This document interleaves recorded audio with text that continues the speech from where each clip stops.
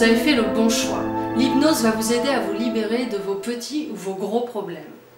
Je suis hypnothérapeute, diplômée de la National Guild of Hypnotists, dirigée par Dwight Damon, Don Motin, Calvin Benyon et Gérard Kyle.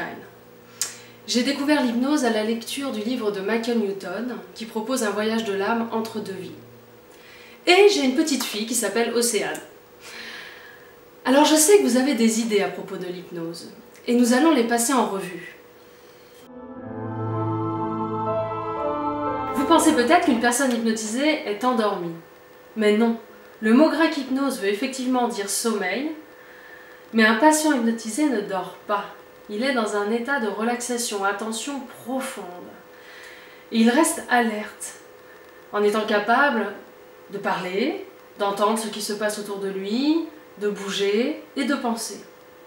En utilisant un électroencéphalogramme, on a découvert qu'un patient hypnotisé n'a pas le même tracé que celui d'un sujet dans un état de conscience ordinaire ou bien d'un sujet en état de sommeil normal. Vous pensez peut-être que l'hypnose fonctionne comme un détecteur de mensonges. Non. Si l'hypnotiseur venait à poser une question que le sujet hypnotisé qualifierait d'indiscrète ou de déplacée, il émergerait automatiquement, car le subconscient est aussi un système de sécurité très efficace. Vous pensez peut-être que vous allez être contrôlé par le thérapeute. En situation thérapeutique, la suggestion ne fonctionne que si elle est acceptée par le patient. Et le but est de l'amener à avoir plus de contrôle et de maîtrise sur lui-même et sur sa vie. Et puis en réfléchissant un peu, si c'était le cas, on verrait partout dans les journaux qu'un hold-up a été fait suite à une séance et les hypnotiseurs seraient sous les verrous. Certaines personnes pensent que les personnes faibles d'esprit sont plus faciles à hypnotiser. C'est l'inverse qui est vrai. Les personnes qui répondent le mieux à l'hypnose sont souvent intelligentes, avec une forte personnalité et une grande capacité de concentration. Elles ne craignent pas de se laisser aller totalement et sont persuadées de pouvoir bénéficier de la séance. Des personnes pensent que l'hypnose est dangereuse. Il y a eu beaucoup de fausses déclarations sur les dangers à propos de l'utilisation de l'hypnose. Ces histoires peuvent généralement remonter à un collègue, un voisin, une mère d'un ami, qui connaissait quelqu'un qui avait été coincé dans l'hypnose dans les années 50. Ce sont simplement des histoires qui ont été dites maintes et maintes fois, des rumeurs colportées, grossies, de personne en personne et qui n'ont aucune réalité.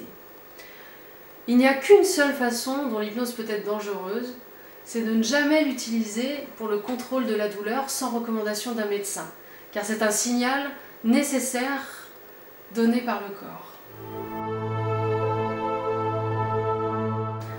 Peut-on rester coincé en transe? Cela ne s'est jamais vu. Il est plus difficile de maintenir quelqu'un en transe que d'en sortir. Si le thérapeute sortait du cabinet et laissait le sujet en transe, celui-ci se réveillerait naturellement au bout de quelque temps. L'hypnotiseur a d'étranges pouvoirs. Non, l'hypnotiseur n'est qu'un guide qui suggère ce que l'hypnotisé a consenti. Le pouvoir appartient à l'inconscient de l'hypnotisé et à son choix pour sa vie.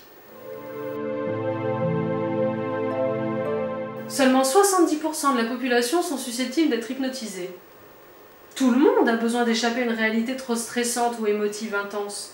Et le subconscient vous met dans un état modifié de conscience naturellement, pour vous éviter un traumatisme ou tout simplement pour vous protéger. Et vous avez déjà expérimenté ça quand vous étiez pressé ou trop stressé et vous cherchiez vos clés. Le subconscient vous a fait une hallucination négative, jusqu'à ce que vous vous détendiez, que la tension redescende. Et hop, vous découvrez que vos clés sont devant vous sur la table. L'hypnose est un outil formidable pour avancer dans votre vie, pour enlever les blocages, les émotions négatives, les addictions, et retrouver vos facultés et capacités personnelles. Quand vous êtes en transe, vous sentez plus de maîtrise, vous accédez à tout ce qui est en vous. L'état est tellement exquis que l'on parle d'extase hypnotique. L'hypnothérapie consiste à travailler avec l'inconscient, en contournant le conscient.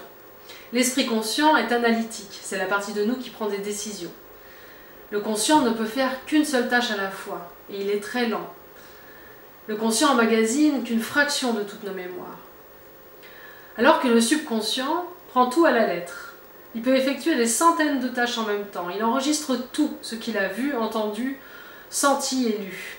L'esprit subconscient réagit rapidement. Il réalise des centaines de tâches à chaque minute de la journée.